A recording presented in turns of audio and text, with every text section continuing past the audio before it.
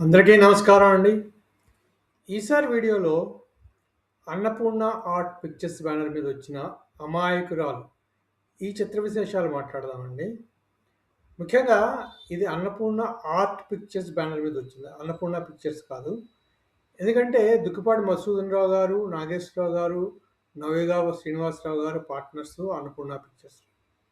అందుకని అన్ని పిక్చర్స్ ఏ picture success అయినా కూడా వీళ్ళందరికీ కూడా లాభాల్లో వాటాలొస్తూ ఉండేవన్నమాట. అంచేత ఉట్టి దిక్కుపాటి మధుసూదన్ రావు గారి కోసమని ఆయన్ని సినిమా తీసుకోమని చెప్పారు మిగిలిన పార్ట్నర్స్. అలా ఆయన అన్నపూర్ణ ఆర్ట్ పిక్చర్స్ బ్యానర్ మీద తీసిన సినిమాయే ఈ 'అమాయకురాలు' సినిమా అనమాట. ఈ 'అమాయకురాలు' సినిమా మొట్టమొదటిగా ఈ సినిమాకి అనుకున్న పేరు 'పవిత్ర జీవితం'. అలా అడ్వర్టైజ్మెంట్ కూడా వచ్చింది.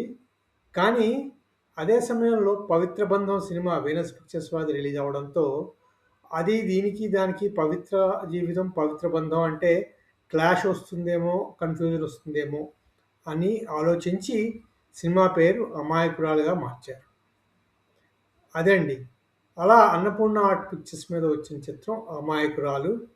అక్కినేని నాగేశ్వరరావు గారు కథానాయకుడు, కాంచన, శారద గారు ముఖ్య పాత్రలు. నిర్మాత డి. మధుసూదన్ రావు గారు, దర్శకుడు వి. మధుసూదన్ రావు గారు.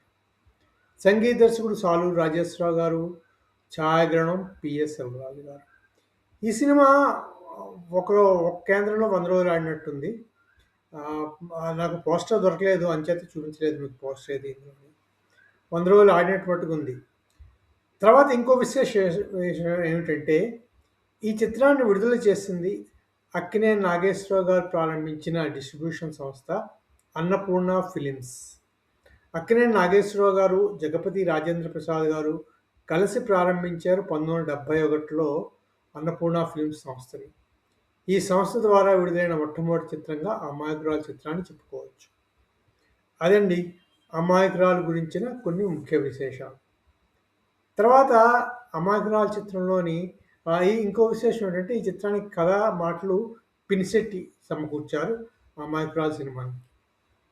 తర్వాత ఈ చిత్రంలో పాత్రలు, పాత్రధారుల గురించి చూసుకుంటే శేఖర్ ఆ పాత్ర అక్కినేని నాగేశ్వరరావు గారు, శోభ కాంచన గారు, రాధ పాత్ర శారద గారు, మోహన్ పాత్ర జెవి రమణమూర్తి గారు, భూషయ్య పాత్ర గుమ్మడి గారు, ఆనందరావు పాత్ర నాగభూషణం గారు, భాస్కర్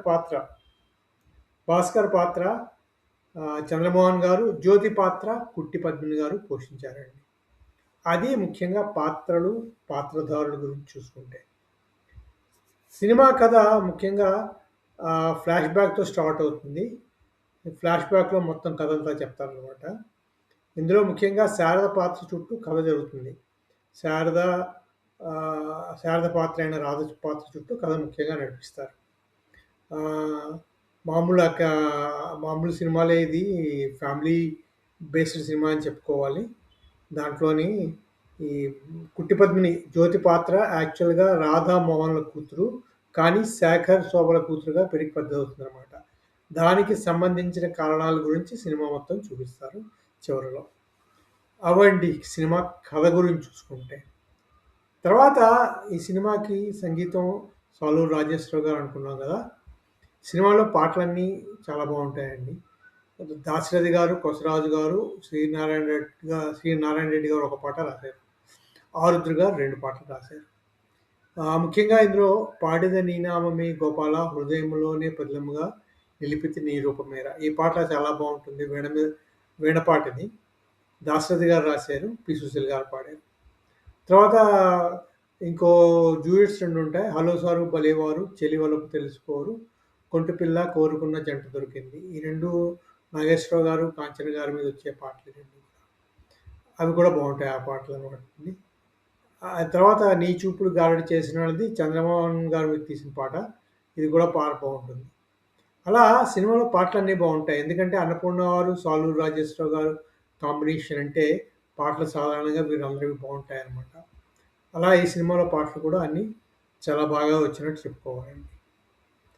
అదే అండి అన్నపూర్ణ ఆర్ట్ పిక్చర్స్ మీద వచ్చిన 'అమాయకురాలు' చిత్ర విశేషాలు. చెప్పుకున్నట్టే ఈ సినిమా అన్నపూర్ణ ఫిలిమ్స్ మీద అక్కినేని నాగేశ్వరరావు గారు డిస్ట్రిబ్యూటర్‌గా మారి విడుదల చేసిన మొట్టమొదటి చిత్రంగా కూడా చెప్పుకోవాలి. ఈ ఈ వీడియో గురించిన విశేషాలు మీకు ఇంకేమైనా తెలిస్తే కూడా కామెంట్స్‌లో షేర్ చేసుకోండి. ఈ వీడియో మీకు నచ్చితే సబ్స్క్రైబ్ చేయండి, షేర్ చేయండి, లైక్ చేయండి. మళ్ళీ ఇంకో వీడియోలో మరో చిత్ర విశేషాలతో కలుసుకుందాము. అంతవరకు సెలవు. Thank you very much.